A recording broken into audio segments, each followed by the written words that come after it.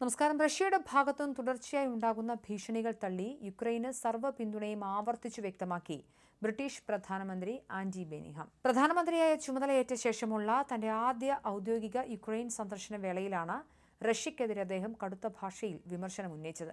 സാമ്പത്തിക ഉപരോധങ്ങളിലൂടെയും സൈനിക സഹായങ്ങളിലൂടെയും റഷ്യയ്ക്ക് മേലുള്ള സമ്മർദ്ദം ശക്തമാക്കുമെന്ന് ബെനിഹാം പ്രഖ്യാപിച്ചു. യുക്രൈൻ പ്രസിഡന്റ് വ്ളാദിമിർ സെലൻസ്കിയുമായി കീവിൽ വെച്ച് ബെനിഹാം കൂടിക്കാഴ്ച നടത്തി. മുൻ പ്രധാനമന്ത്രി സർ കീർ സ്റ്റാമറുടെ കാലത്ത് യുകെയും ഫ്രാൻസും ചേർന്ന് രൂപീകരിച്ച പങ്കാളിത്ത സഖ്യത്തിന്റെ യോഗത്തിലും അദ്ദേഹം അധ്യക്ഷത വഹിച്ചു. യുക്രൈനിലെ വായു പ്രതിരോധ സംവിധാനങ്ങൾ ശക്തമാക്കുന്നതിനാണ് നിലവിൽ തങ്ങൾ മുൻഗണന നൽകുന്നതെന്ന് അദ്ദേഹം മാധ്യമങ്ങളോട് വ്യക്തമാക്കി. ലണ്ടനും പാരീസും ചേർന്ന് വികസിപ്പിച്ചെടുത്ത സ്റ്റോം ഷാഡോ ക്രൂയിസ് മിസൈലിന്റെ ഫ്രഞ്ച് പതിപ്പായ സ്കാൽപ് മിസൈലുകളുടെ നിർമ്മാണ രൂപരേഖ യുക്രൈന് കൈമാറാൻ ബ്രിട്ടൻ സമ്മതിച്ചിട്ടുണ്ട്. ഇതുവഴി യുക്രൈന് സ്വന്തമായി ദൂരപരിധിയുള്ള മിസൈലുകൾ നിർമ്മിക്കാനാകും. എന്നാൽ ബ്രിട്ടന്റെ ഈ നടപടി സമാധാന ശ്രമങ്ങളെ പാടെ തകർക്കുന്നതാണെന്നും മിസൈൽ നിർമ്മാണ കേന്ദ്രങ്ങൾ കണ്ടെത്തി തകർക്കുമെന്നും ക്രെംലിൻ വക്താവ് ദിമിത്രി പെസ്കോവ് മുന്നറിയിപ്പ് നൽകി. റഷ്യൻ ഭീഷണിയോട് ആരാണ് ഈ തീ കൊളുത്തിയതെന്ന ചോദ്യത്തോടെയാണ് ബെനിഹാം തിരിച്ചടിച്ചത്. യുക്രൈൻ നൽകുന്ന പ്രതിരോധം യൂറോപ്പിന്റെ മുഴുവൻ സുരക്ഷയ്ക്കായുള്ള പോരാട്ടമാണെന്നും അദ്ദേഹം കൂട്ടിച്ചേർത്തു. അതേസമയം യുക്രൈന് സാങ്കേതികവിദ്യ കൈമാറുന്ന ബ്രിട്ടന് നേരെ അജ്ഞാത കോണുകളിൽ നിന്നും ആക്രമണങ്ങൾ ഉണ്ടായേക്കാമെന്ന് മുൻ റഷ്യൻ വിദേശകാര്യ സഹമന്ത്രി ആൻഡ്രി ഫെഡോറോവ് മാധ്യമങ്ങളോട് പ്രതികരിച്ചു. റഷ്യൻ ആക്രമണങ്ങൾ ശക്തമായ പശ്ചാത്തലത്തിൽ ബെൻഹാമിനോടൊപ്പമുള്ള ഫ്രഞ്ച് പ്രസിഡന്റ് ഇമാനുവൽ മാക്രോണും ജർമ്മൻ ചാൻസലർ ഫ്രീഡ്രിക് മെർസും ചേർന്നാണ് സഖ്യകക്ഷികളുടെ സംയുക്ത പ്രസ്താവന പുറത്തിറക്കിയത്.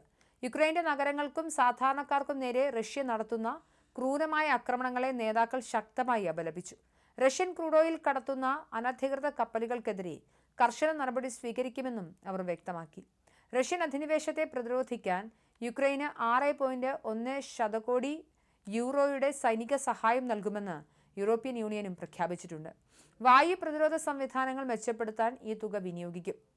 യൂറോപ്യൻ യൂണിയൻ യുക്രൈനായി അനുവദിച്ച 90 ശതകോടി യൂറോയുടെ വായ്പാ പാക്കേജിന്റെ ഭാഗമായാണ് ഈ ധനസഹായം ലഭ്യമാക്കുന്നത്. സൈനിക സാങ്കേതിക വിദ്യ കൈമാറുന്നതിനായി യുക്രൈനും ബ്രിട്ടനും പുതിയ പങ്കാളിത്ത കരാറിലും ഒപ്പുവെച്ചു. ഇതനുസരിച്ച് യുക്രൈന്റെ അവഞ്ചേഴ്സ് എ ലാബ്സ് വിവരശേഖരം ബ്രിട്ടീഷ് വിദഗ്ധർക്ക് ലഭ്യമാകും.